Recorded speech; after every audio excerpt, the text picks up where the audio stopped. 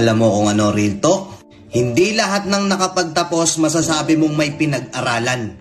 Kasi kahit anong taas ng kursong tinapos mo, kung wala kang modo at pangit ang tabas ng dila mo, walang makikisama sa'yo. At hindi lahat ng hindi nakapagtapos wala nang mangyayari sa buhay. Mas bilib pa rin ako sa mga taong marunong rumispeto, hindi bastos.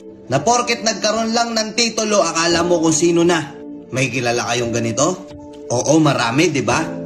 Na akala nila porket may hawak na silang diploma, bida na sila kagad.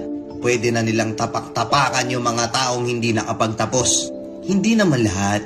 Oo, hindi naman lahat, pero maraming ganito, di ba?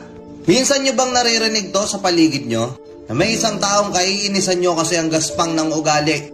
Tapos gagamitin yung mga linyahan na naturingang may pinag-aralan pero walang modo. Gamit na gamit yung linyang yun, di ba? Kasi oo, totoo. Merong mga tao dito na nakapagtapos, nakapag-aral, akala mo kung sino na. Minamaliit na nila yung mga kasama nilang hindi nakapagtapos. Akala nila bida na sila. Bigyan kita senaryo na madalas nangyayari.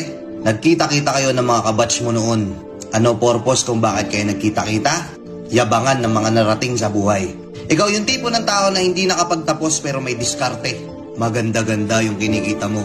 Pero hindi mo yun sinasabi sa iba kasi ayaw mong magmukhang mayabang sa ibang tao.